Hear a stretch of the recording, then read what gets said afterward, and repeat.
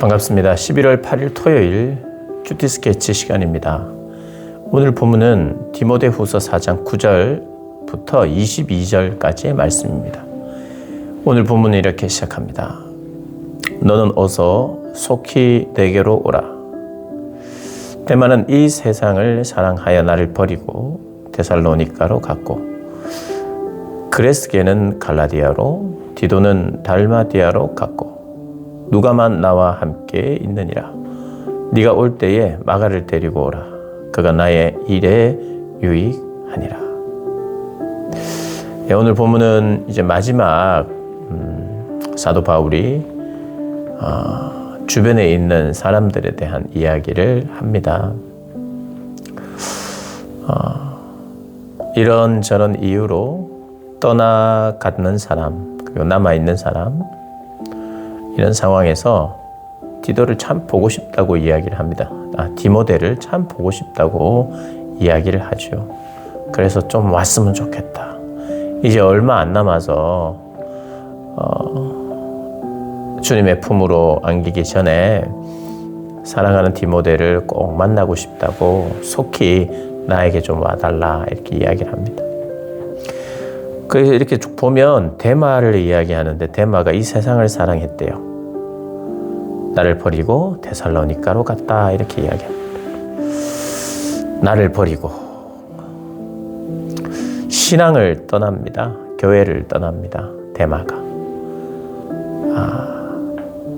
우리도 교회에서 그런 일들을 보게 되죠. 여러 가지 이유로 떠납니다. 때로는 목회자에게 상처를 받았다. 그리고 교회에서 직분자에게 상처를 받았다. 여러 가지 이유로 교회를, 신앙을 떠나는 걸 볼 수 있습니다. 그런데 우리가 잘 생각해야 합니다.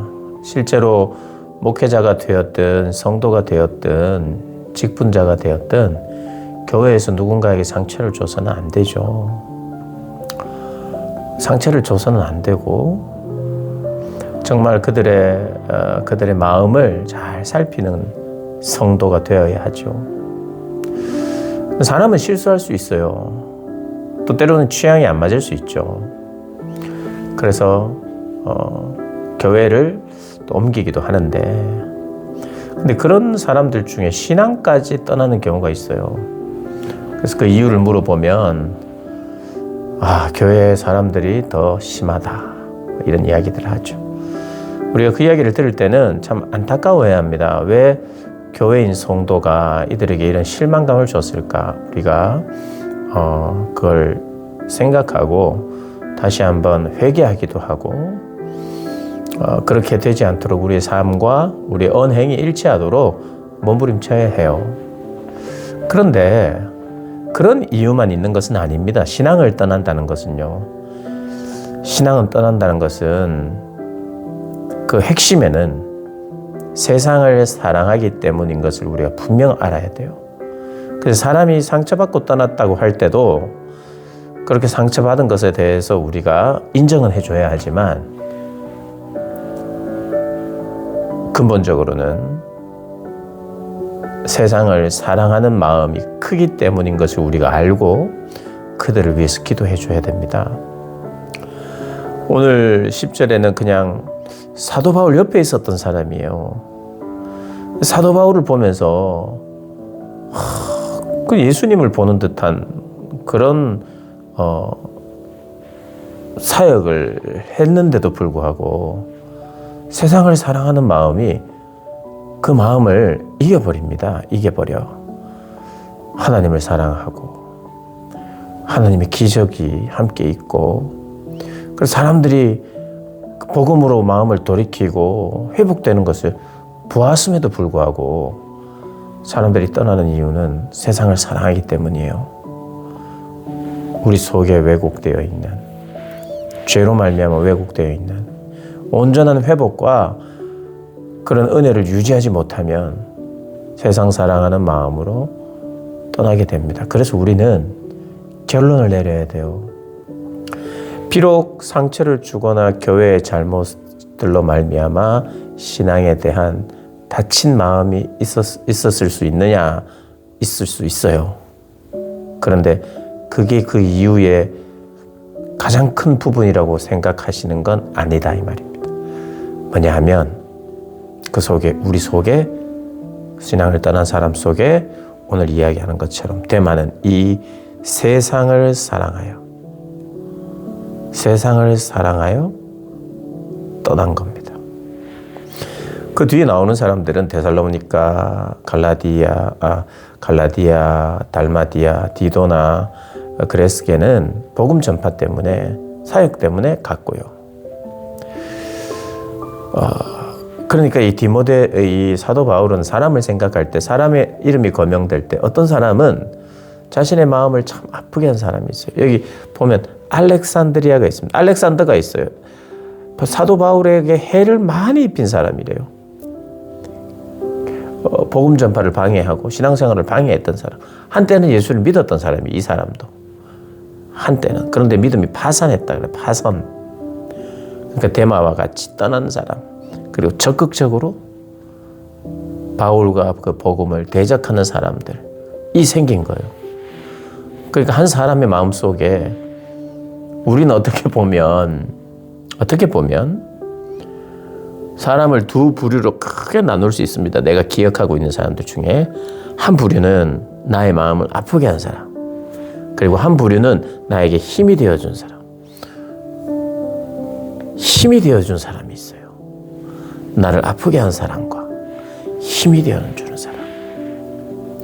할 수만 있으면 우리 성경이 이야기하는 바도 네가 누군가의 마음을 아프게 하고 누군가의 마음을 해하는 사람이 아니라 누군가에게 힘이 되어주는 사람,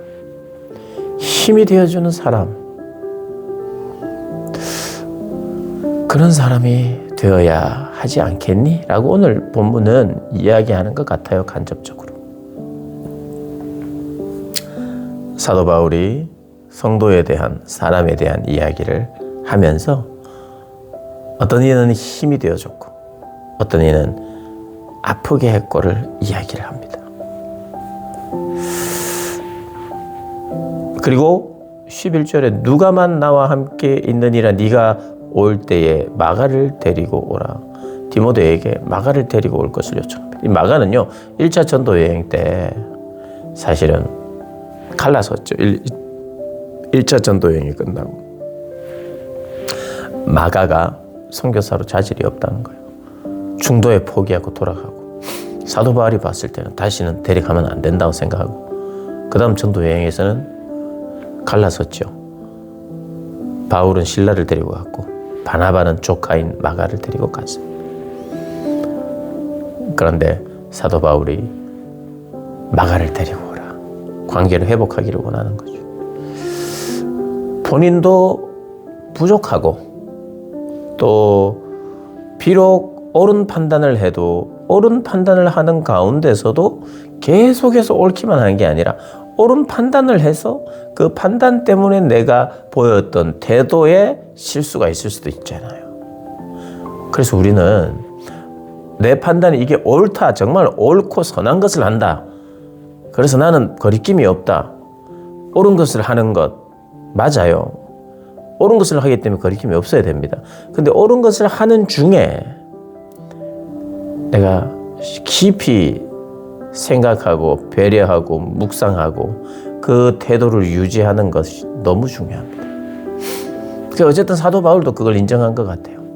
내가 바른 말을 했고 바른 입장이었으나 그러나 내 계속적인 태도 속에는 마가를 향한 사랑, 위로, 격려가 내가 계속 있어야 하는데 하는 마음이 있었을 것이고 그를 부른 것이죠.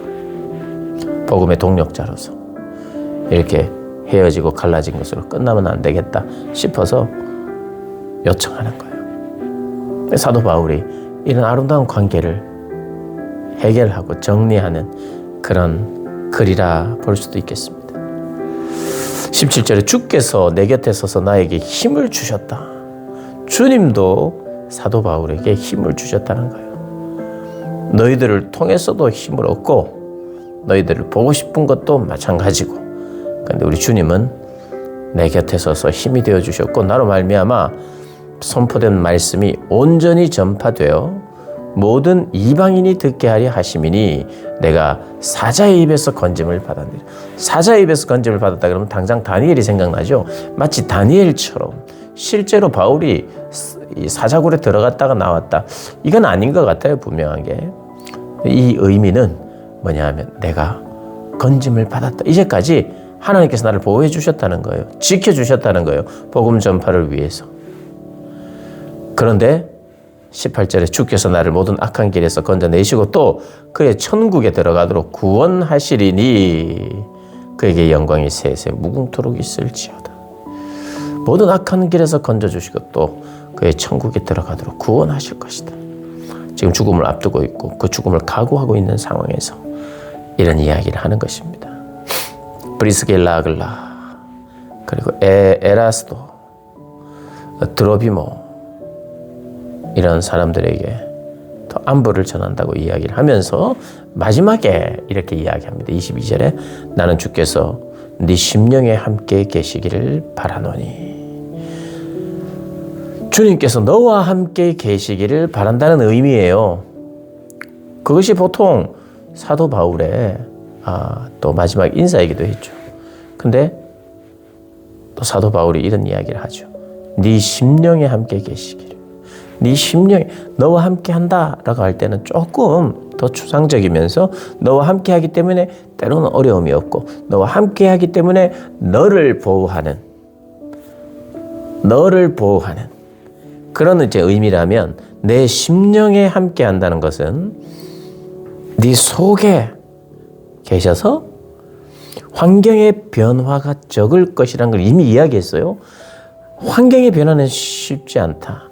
환경의 변화가 없어도 그리고 흔들리는 상황, 고난받는 상황이 있을지라도 네 속이 강건하여서 흔들리지 않도록 중심을 하나님이 잡아주시는 그러니까 견딜 수 있는 하나님의 함께 하심이 있기를 원한다는 거예요. 그리고 네 심령을 굳게 붙잡아 주기를 원한다는 그런 의미죠. 너와 함께 있기를 원한다.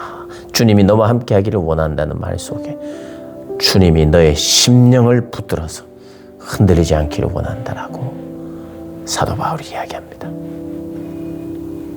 우리 하나님은요, 우리와 함께 하십니다. 그리고요, 우리의 심령과 함께 하십니다. 그래서 하나님 우리의 심령을 붙들어 주시는 분이세요.